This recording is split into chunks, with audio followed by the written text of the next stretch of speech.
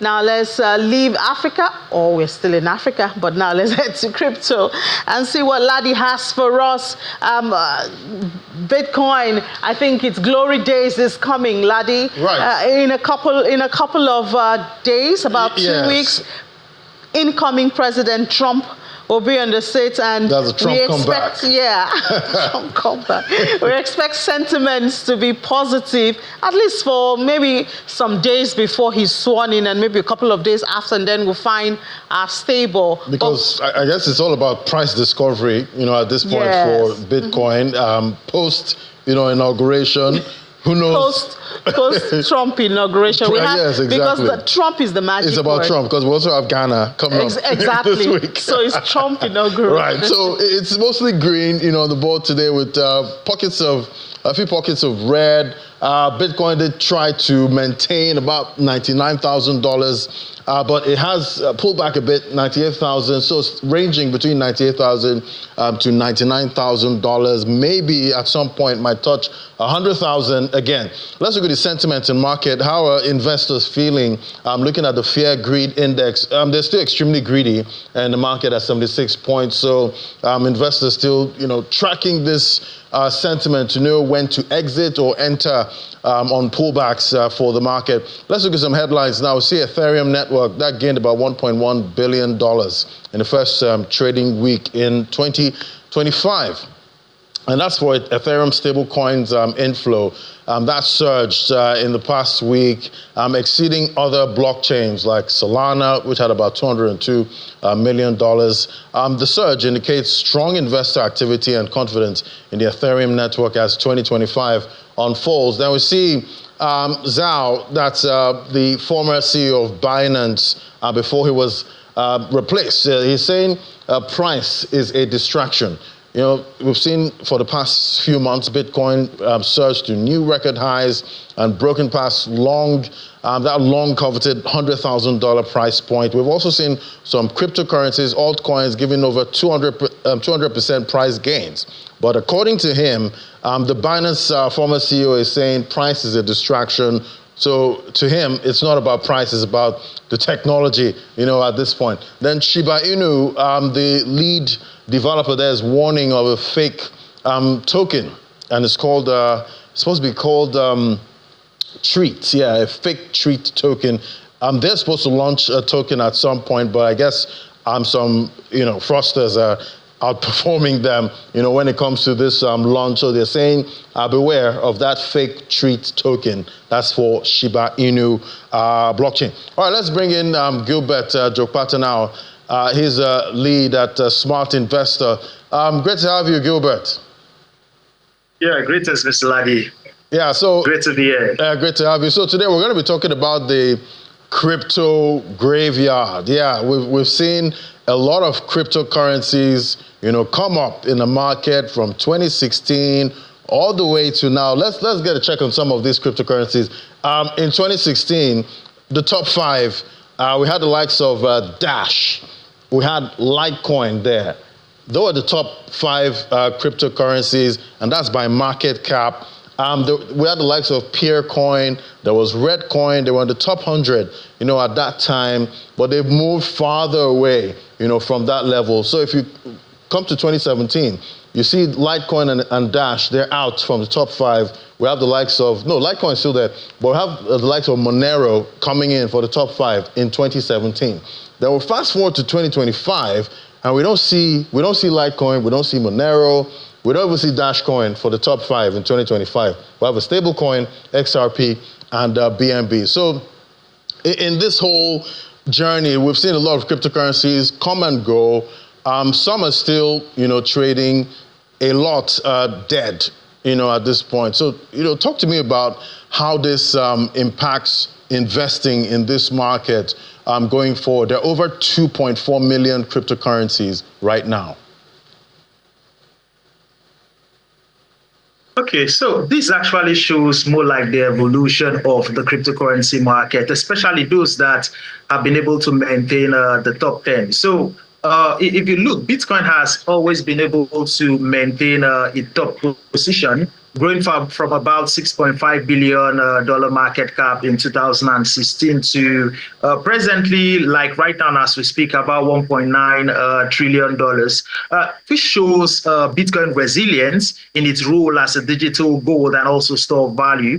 On the other way around, we've seen Ethereum steady growth from 2016 to 2015. And it was heavily driven by smart contract, DeFi, NFT, and the innovation it brought to the space. Yes, I understand that there are some competitors there for Ethereum, but Ethereum has been able to cement itself, as a major market when it comes to, DeFi, NFT. Others are just alternative. On the other way around, we had more of the emergence of new stable currencies like USDT and USDC, which actually struggles as contenders. And then we had other newer blockchain like Solana, Avalanche, and Doge, which showed up and propel news, some excitement, in the community. But then when we're looking at those kind of altcoin that, lose that position, like when we look at the 2016 position where there was Dash, Litecoin, XRP, you see there is something about the survival and also the forgotten. Why project like Bitcoin and Ethereum has been able to remain, at the top spot, the likes of Litecoin, EOS, and the rest, actually, even BSV actually faded from relevance. And this shows the ruthlessness and the competition that comes with the market. The thing is that for every successful crypto entrepreneurial story, there are hundreds of failure. I was looking at a report sometime last year that says over 2,000 crypto projects have been declared dead since 2016. And this does not even include the new Pump.fun, that also in Tron, that has come into the market. But these are all as a result of, one, some are scams. We had projects like BitConnect, OneCoin that deceived investors, leaving losses. We've had the one that is due to lack of utility. So many projects always promise you innovation, but they could not actually deliver with a real world user case. And sometimes, even if they provide a solution in the market, the question is always, does the market accept the solution they have given? One major thing, again, I used to see is weak governance. I have seen a great project, great utility, the market even accepts them, but poor management, internal dispute that sometimes can lead to a fork of a new crypto. And then sometimes it's bad tokenomics, or tokenomics mismanagement have always led to the fall. And another thing is always bear market cycle. Bear market cycle has a way of showing us those projects that were swimming naked. And that's why personally for me, I don't like taking projects that are not bear market tested, into bear market. And yes, this leaves us with lesson on how they have shaped the investment landscape where. Right, but the lessons. Yeah, go on. So there are lessons it comes with and how it has shaped how investors invest in the market. So first, we always look at investing only with projects that have utility, and then beware of hypes. There are always hype, trends that comes and fade out, and more like looking at projects that has long-term purpose, value, consistent innovation, strong community, and adaptability. Because just like in the law of evolution, in the biological species, is always that animal that is always able to adapt, that always evolves. So a project's ability to adapt to the new narrative is always very important. All right. So with over 2.4 million cryptocurrencies right now, at some point, is it safe to say, you know what, let's not produce any more cryptocurrencies, let the ones available do something? Well, it's like stifling innovation. There are a lot of entrepreneurs that are still coming up with great idea, every new week. And yes, there is a place where the market needs to test, and saying that is like we are stifling innovations and like topping what we can achieve, as humankind with technology. I think entrepreneurs should be allowed to innovate. This way it propels humanity, even probably maybe away from Earth to Mars, like Elon Musk wants. But then I think that that is the role, why the role of regulation is always very important, so that regulators are there to make sure, yes, we want innovation, we want entrepreneurs to play in the capitalist market, but you need to play by the rules of the game. Right. Thank you so much, Gilbert Jokpata, there, giving us what to expect in this market as the cryptocurrencies just keep growing. Thank you. Yeah, thanks for having me. Yeah, so there you have it. There's so many of them. Yeah, Ladi, at just this put point. fear in some of our hearts. Okay.